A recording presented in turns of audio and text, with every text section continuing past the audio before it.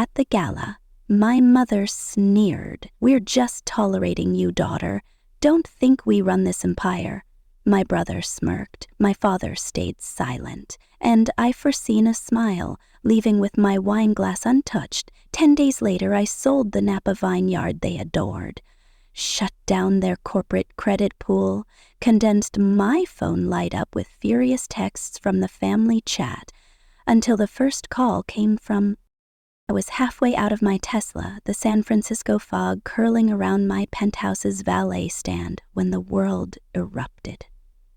A deafening roar swallowed the night, and my car, my sleek, custom-built Lifeline, exploded into a fireball that singed the air. I hit the pavement, ears ringing, heart hammering as glass and metal rained down. The flames lit up the faces of onlookers, their screams distant through the haze. I wasn't hurt. Not physically, but the truth cut deeper than shrapnel. This wasn't an accident. My family, the Hawthorns, had tried to kill me. I'm Eleanor Hawthorne, 35, Chief Financial Officer of Hawthorne Innovations, a billion-dollar AI empire that powers half of Silicon Valley's dreams. My family, Margaret and Richard, my parents, James, my brother, Claire, my sister, presents a polished facade of unity to the world. We're the darlings of tech magazines, our modernist mansion on the bay a symbol of untouchable success, but beneath the glass walls and curated Instagram feeds, we're a nest of vipers, and I'm the one they've chosen to crush. Why? Because I hold the keys to their fortune, and they hate me for it. The explosion wasn't the first sign. It was just the loudest. 3 weeks ago, at the annual Tech Vision Gala, my mother, Margaret, stood on a stage glittering with Swarovski chandeliers and delivered a blow sharper than any bomb. "Eleanor's our little calculator," she said, her smile as cold as the champagne in her hand. "We tolerate her, but don't think she runs this family." The room laughed. Silicon Valley's elite, tech moguls, and venture capitalists, while my brother James smirked and my father, Richard, stared at his shoes. My sister Claire adjusted her diamond necklace, avoiding my gaze. I stood there in a gown I'd spent weeks choosing, feeling like a ghost at my own execution. That night, I drove to my Napa Valley vineyard, a sprawling estate I'd bought with my grandmother Eleanor Sr.'s inheritance. It's the only place that feels like mine, its rolling hills and oak barrels a refuge from the family's venom. I collapsed on the porch, tears soaking my silk dress, and faced the truth I'd dodged for years. They don't love me. They need me, my brain, my connections, my ability to keep their empire afloat. But they'll never see me as family. I'm their tool, not their daughter, not their sister, and that gala was the final straw. I grew up in the shadow of their ambition. My parents built Hawthorne Innovations from a garage startup to a global powerhouse, and I was the one who made it bulletproof. At 25, I graduated from Stanford with an MBA, top of my class, and by 30, I was steering our finances through market crashes and hostile takeovers. I negotiated deals with Beijing, outsmarted Wall Street sharks, and secured an AI patent that tripled our valuation. Yet at board meetings, James, our 37-year-old COO, interrupts my strategies to pitch his own half-baked ideas, which the board applauds when he parrots my numbers. Claire, 33, our VP of marketing, rolls her eyes when I speak, then uses my budgets to fund her influencer campaigns. My father nods along, silent, while my mother dismisses me as the numbers girl. I tried to earn their respect. I created a corporate credit pool, leveraging my banking ties to give the family unlimited access to funds. James charges his Ferrari collection, Claire her Paris shopping sprees, my parents their yacht leases and private island rentals. I track every penny, negotiate terms, and save millions in fees, but they act like it's their birthright. I bought the vineyard to bring us together, a retreat for Thanksgivings and summer escapes, but it's in my name alone, a fact they conveniently forget when they host their lavish parties there. I've mentored startups, hosted investor dinners, and poured my soul into this company, only to hear my mother credit trends for our success. The gala wasn't the first betrayal, but it was the loudest, until the explosion. As I lay on the pavement, the fire's heat licking my skin, I knew this was no random attack. The next morning, a forensic team confirmed my suspicions. The car's battery had been rigged with a remote detonator. The police questioned me, their eyes skeptical as I named my family as suspects. The Hawthorns, one officer scoffed, they're American royalty. I didn't flinch. I'd seen the evidence piling up for weeks. It started with a hack. 2 months ago, I logged into my office computer and found our IPO prospectus, confidential data worth billions leaked to a rival firm. The digital trail led to James's laptop, though he swore it was a setup. The board grilled me, Claire leading the charge, accusing me of sloppy oversight that could tank our stock. I saved my job by tracing the breach to an external server, but the damage was done. Whispers of my incompetence spread like wildfire. Then, last week, my car's brakes failed on Highway 1, the Pacific Ocean yawning below as I wrestled the wheel. A mechanic found the lines cut, and a private investigator linked the sabotage to a burner phone in Claire's name. I confronted her and she laughed it off, calling me paranoid. But the explosion wasn't paranoia. It was war. I didn't go home after the blast. I checked into a discreet hotel in Palo Alto, my mind racing. My penthouse wasn't safe. Nothing was. I opened my laptop, my hands shaking, and reviewed my personal accounts. Stocks, crypto, real estate, a nest egg worth tens of millions. I didn't need the Hawthorns. I never had. Then I pulled up the vineyard's deed. I'd paid every tax, every repair, every bottle of reserve Cabernet from my own pocket. Legally, it was mine. The credit pool, my name, my liability, their spending. I'd built their empire and they'd built nothing but resentment.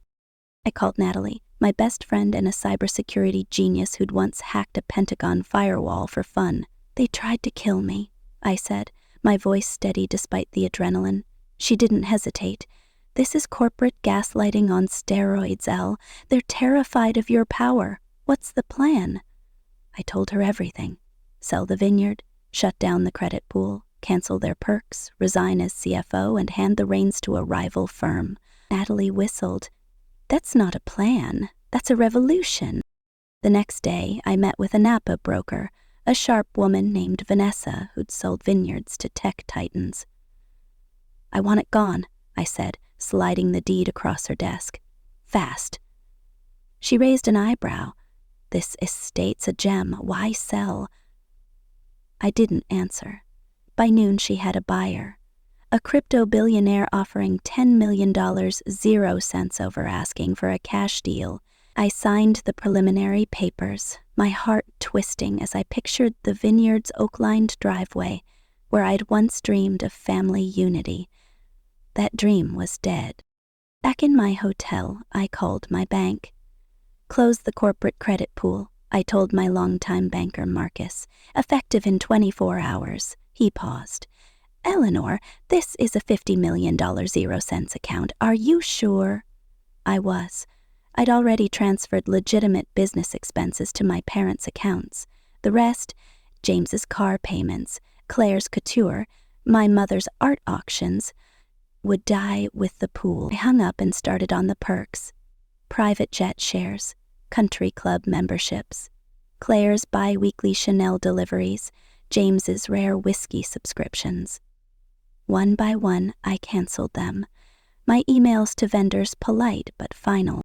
Then came the bombshell. At 2 a.m., as I sipped coffee in my hotel suite, my phone buzzed with a security alert. Someone had broken into my penthouse. The cameras caught a masked figure slipping through my balcony door, stealing a USB drive from my safe. The drive held merger plans for a $20 billion 0 cents deal with a Chinese tech giant, plans that could make or break Hawthorne Innovation. A note was left on my desk. Step down or else. I froze, the words searing into me. This wasn't just sabotage. It was a declaration of war. I didn't sleep. I called Natalie, who traced the intruder's exit to a car registered to a shell company linked to my mother's charity. "Margaret," Natalie said, incredulous. "She's ruthless, but this?" I wasn't surprised. My mother had always played the long game, her charm a mask for calculation. I forwarded the footage to my PI, who promised to dig deeper. By dawn, I'd made my decision. I was done playing their game. I scheduled a boardroom meeting for the following week, inviting the entire family. I'd confront them, not in our mansion's sterile dining room, but in the heart of their empire, the Hawthorne Innovations headquarters. I spent the day preparing, my hotel room a war room of legal documents and financial summaries.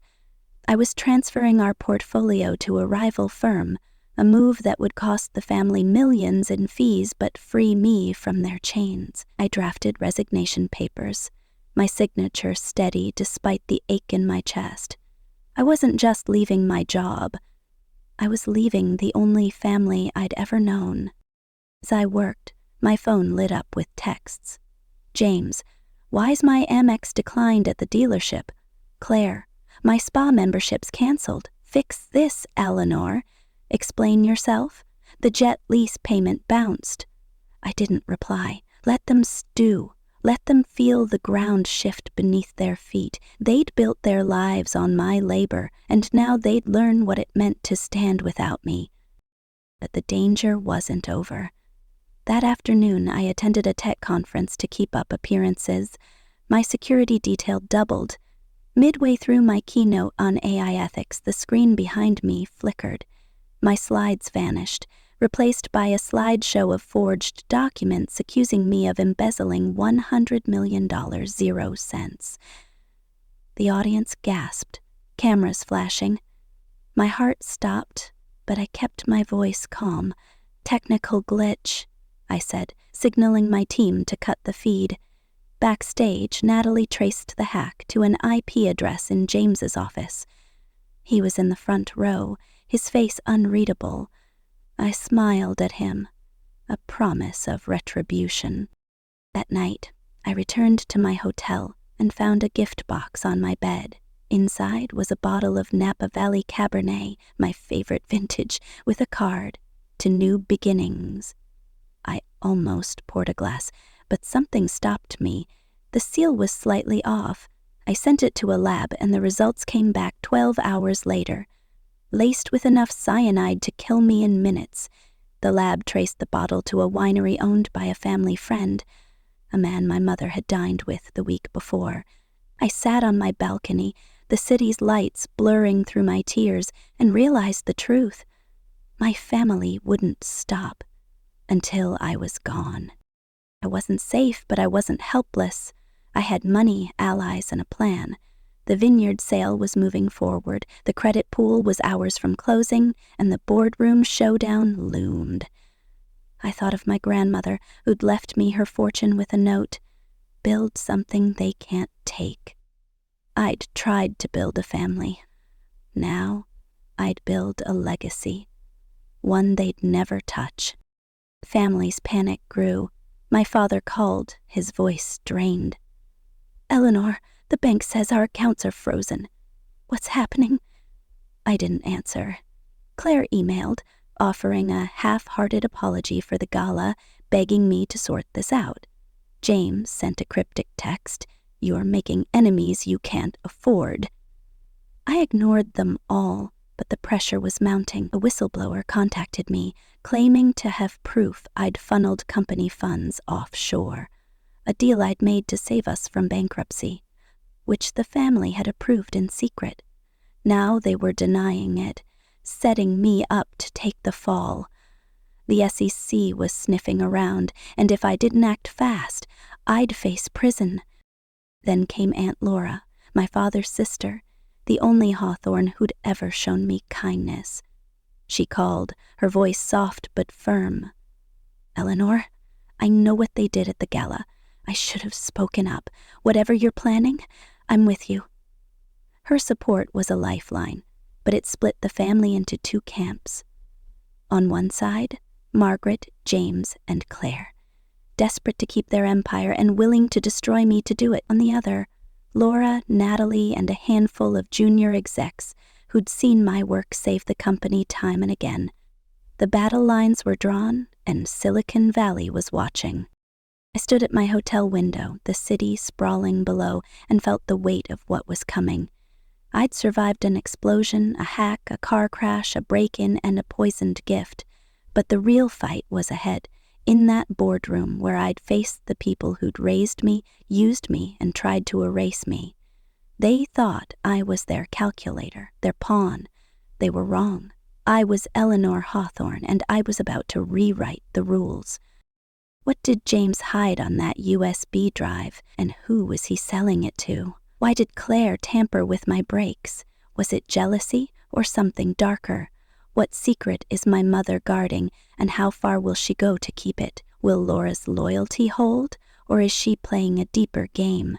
And when the SEC comes knocking, will I expose the family's lies or take the fall to save the empire I built? One thing's certain, the Hawthorns underestimated me, and they're about to learn what happens when a calculator starts solving for herself.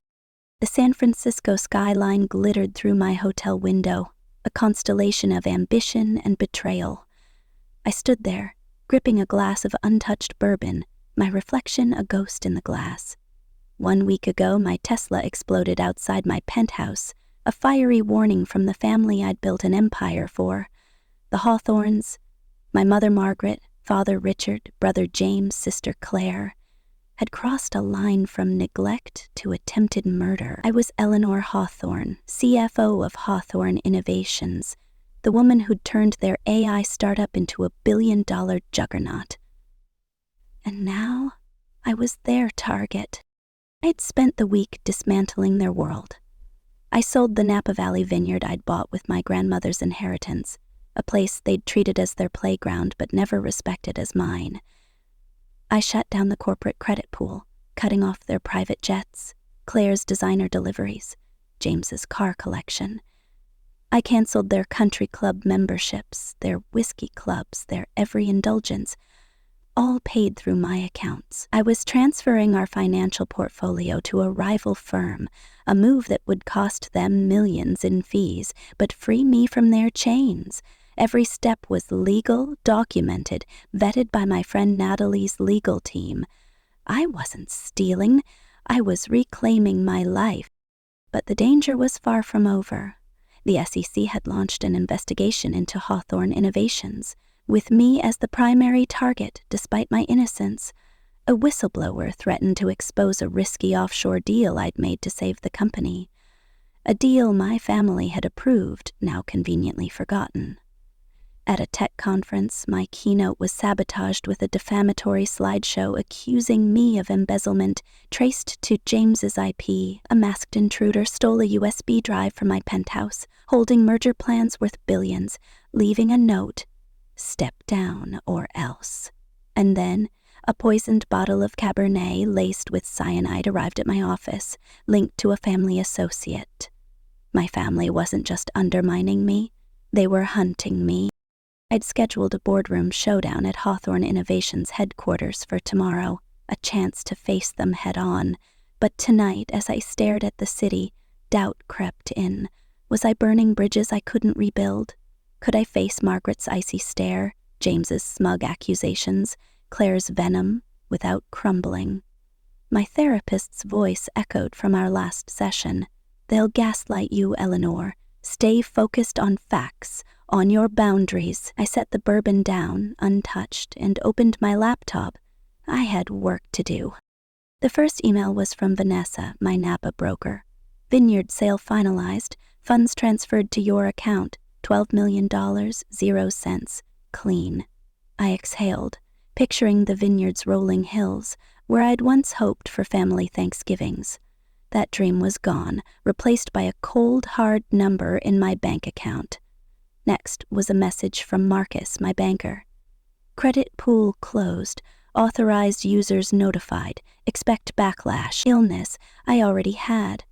My phone buzzed with texts, James raging about his declined Amex, Claire whining about her canceled spa membership, Margaret demanding answers in the family group chat. I'd replied once, promising to explain tomorrow, then silence their notifications, let them stew. But the real blow came at 3 a.m. A courier delivered a package to my hotel, unmarked except for my name in sharp black ink. Inside was a single photograph. Me, standing on my penthouse balcony, taken through a sniper's scope. My breath caught, the crosshairs a silent threat. Taped to the photo was a typed note, "You can't hide forever." I called Natalie, my cybersecurity genius, who was already tracing the courier's route. "This is escalation, Elle," she said, her voice tight. "They're not just trying to scare you. They're planning something bigger." I didn't sleep that night, the photo burning into my mind. Who was behind it? Margaret, with her calculated cruelty? James, with his corporate ambition? Or Claire, whose jealousy ran deeper than I'd ever known? By morning, the city was alive, oblivious to the war brewing in my world. I dressed carefully, black-tailored suit, hair pulled back, a shield of professionalism. My security detail drove me to headquarters, a glass tower that screamed Hawthorne dominance. As I stepped into the lobby, whispers followed me. Employees glanced my way, their eyes flickering with curiosity and fear. The SEC investigation had leaked, and rumors of my mismanagement were spreading like wildfire. It kept my head high, my heels clicking against marble, but inside I was a storm. The boardroom was a battlefield. Floor-to-ceiling windows framed the bay, sunlight glinting off the table where my family waited. Margaret sat at the head, her silk blouse pristine, her expression a mix of disdain and feigned concern. James leaned back, arms crossed, his Rolex catching the light. Claire tapped her manicured nails, her smile sharp as a blade. Richard, my father, stared at his hands, as silent as ever. Aunt Laura, the only ally I'd tentatively secured, gave me a small nod from the corner.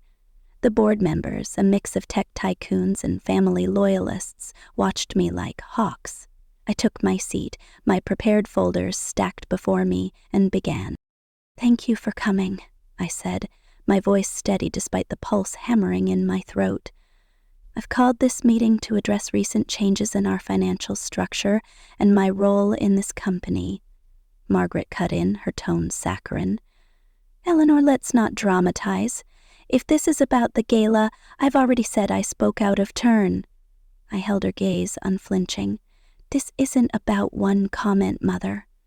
It's about a lifetime of being valued for what I provide, not who I am." James snorted. "Spare us the therapy session, Elle. You sold the vineyard, our family's retreat, without a word. You shut down the credit pool, leaving us stranded. This is sabotage." I slid a folder toward him, my movements deliberate. "Sabotage? Let's talk about the hack that leaked our IPO prospectus traced to your laptop, or the slideshow at my keynote accusing me of embezzlement from your IP address." His face flushed, but he didn't blink. "You're paranoid. That was a setup." Claire leaned forward, her voice dripping venom. "You're not the victim here, Eleanor. The SEC's investigating you for mismanagement. You're dragging the company down with you." I turned to her, my calm a weapon. "Interesting you mentioned the SEC, Claire. Did you know my car's brakes were cut last week? The PI found a burner phone in your name." Her eyes widened, but she recovered fast. "You're delusional. I'd never—" "Enough," Richard said, his voice low but firm, the first time he'd spoken. "Eleanor, what do you want, an apology? A new title? Let's fix this." His pragmatism stung, reducing my pain to a negotiation. "I don't want anything, Dad," I said. "I'm informing you of decisions I've made. The vineyard was mine, legally, and I sold it. The credit pool was in my name, and I closed it. Your subscriptions, jets, clubs, Claire's couture, were on my accounts, and I canceled them. The company's portfolio is being transferred to Apex Financial with full documentation. I'm resigning as CFO effective immediately. The room erupted. Margaret slammed her hand on the table. This is outrageous. You can't dismantle our legacy because your feelings are hurt. James stood, pointing at me. You're holding our finances hostage to play martyr. You'll regret this. Claire's voice rose, shrill. You're betraying the family, Eleanor. We made you.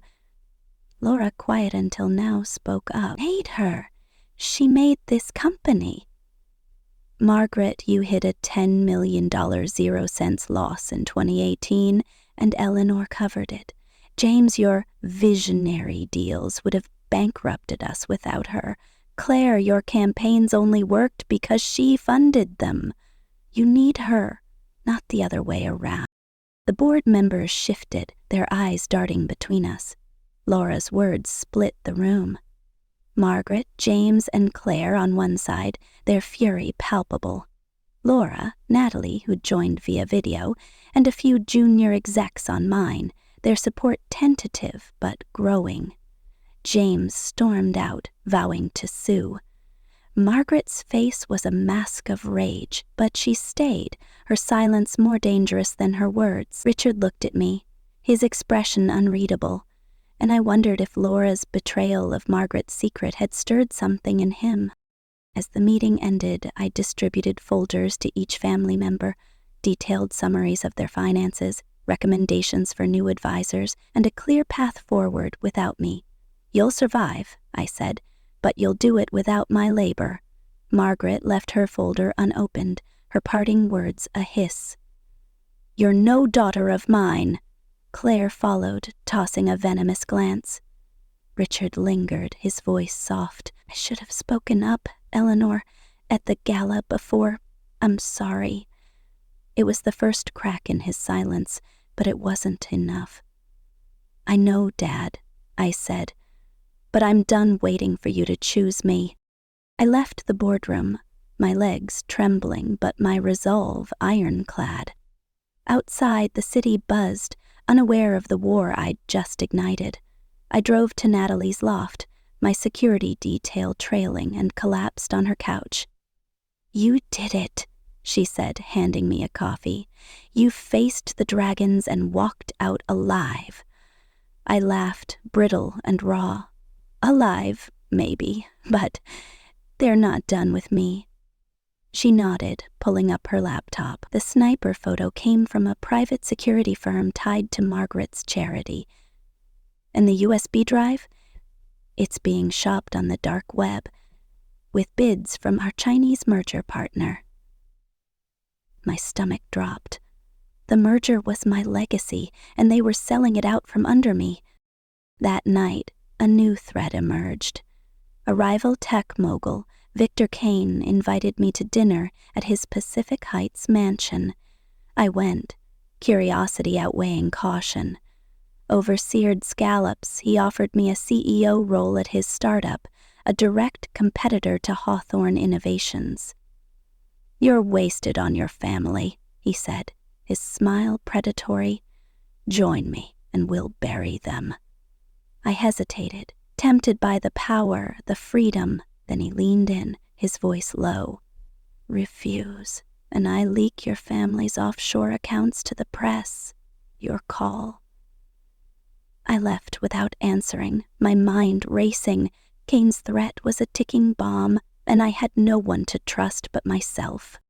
The next morning, my phone lit up with a text from Claire. Check your email, you'll want to see this. Attached was a video, grainy but unmistakable. Me, signing papers for the offshore deal, with Margaret's voice in the background approving it. The whistleblower had struck, and Claire was dangling proof of my innocence, or a trap to frame me further. I forwarded it to Natalie, who confirmed the video was authentic but edited to cut out Margaret's approval. They're setting you up for the SEC, she said. If you testify, they'll bury you with this. I was cornered, but I wasn't out. I met with my therapist, Dr. Ellis, in an emergency session. "They'll twist your reality," she warned. "Focus on what you know, your actions, your evidence, your truth." I nodded, clutching the folders I'd prepared for the SEC. Every email, every contract, every proof of my family's complicity. But doubt gnawed at me. If I exposed them, I'd destroy the company I'd built. If I protected them, I'd lose everything. Then came the final blow. At my hotel, a bellhop slipped me a package marked urgent. Inside was a single rose, its petals black, and a card. "The next one won't miss." My security team swept the room, finding a hidden camera in the smoke detector, streaming live to an unknown server. Natalie traced it to a shell company linked to James. I was being watched, hunted, my every move a step closer to disaster. I sank to the floor, the rose in my hand, and let the fear wash over me. For the first time, I wondered if I'd survive this. But fear wasn't my only fuel. Anger was. I thought of my grandmother, who'd told me to build something untouchable. I thought of Laura, risking Margaret's wrath to stand by me. I thought of the junior execs whispering their support in the boardroom's shadows. I wasn't alone, and I wasn't done. I called the SEC, scheduling my testimony for next week. I'd tell the truth, whatever the cost. I contacted Vanessa, confirming the vineyard funds were secure, my safety net intact. I emailed Apex Financial, finalizing the portfolio transfer, and I texted Laura, "Thank you for today. I'm not giving up." The week blurred into chaos. Margaret cut contact, her silence louder than her threats. James filed a baseless lawsuit, claiming I'd stolen company assets. Clara's texts oscillated between fury and manipulation, offering family therapy if I restored their accounts. But Richard surprised me. He called, his voice hesitant but warm. "I read your folder," he said. "You've carried us for years and I never saw it. Can we talk?" We met at a quiet cafe, the first time we'd spoken alone in years. He didn't ask for money or favors, just listened as I recounted the gala, the explosion, the poison. "I failed you," he said, eyes wet, "but I'm here now." It wasn't redemption, but it was a start.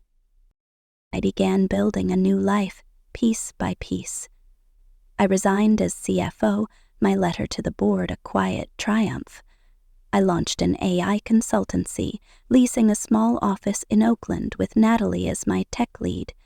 Laura joined my team, her defiance of Margaret a spark of hope. I made new allies, junior execs who'd left Hawthorne Innovations, inspired by my stand. We worked late, fueled by coffee and ambition, crafting a vision free of family strings. Started hiking in Marin, the trails a balm for my soul. I joined a book club, laughing with strangers who became friends.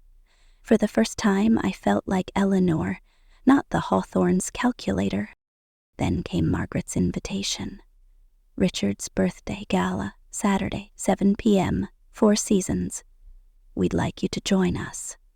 No demands, no guilt, just a request. I debated declining, my scar still raw, but curiosity won. The gala was a tightrope walk. Margaret was distant but civil, her eyes searching for weakness. James avoided me, his lawsuit looming. Claire chatted about her new campaign as if nothing had changed. But Richard pulled me aside, his hand on my shoulder. "You look stronger," he said. "I'm proud of you." The words hit like a wave, and I blinked back tears. It wasn't a fairy tale, but it was progress. As I drove home, the city lights a blur, I felt a shift. I'd survived their schemes. Explosion, hack, sabotage, poison threats, and emerged whole. The USB drive's contents were still a mystery, but Natalie was closing in on the buyer. Claire's brake tampering hinted at a corporate conspiracy, but I had evidence to expose her. Margaret's secret, buried in that edited video, was a ticking bomb, and I held the detonator. Richard's remorse might be genuine or it might be a ploy, but I'd decide on my terms. And the SEC testimony? I'd face it with the truth, no matter who fell. I parked outside my new apartment, a modest loft far from the penthouse's dangers. My phone buzzed. A text from Natalie. Found the camera's server. It's Margaret's. We've got her. I smiled, the first real one in weeks. The Hawthorns had underestimated me, but I was no longer their pawn. I was Eleanor Hawthorne, architect of my own empire, surrounded by a chosen family who saw my worth. They'd tried to break me, but I'd built something stronger, a legacy of courage, a life of respect, a future they couldn't touch. What's on that USB drive and who's bidding for it? Is Claire's sabotage a solo act or part of a larger plot? What does Margaret know, and how far will she go to hide it? Will Richard's change of heart last, or is he playing me? And when I face the SEC, will I save the company or burn it down? One thing's certain, I'm not running anymore. I'm rewriting the story, and this time, I'm the one who decides the ending.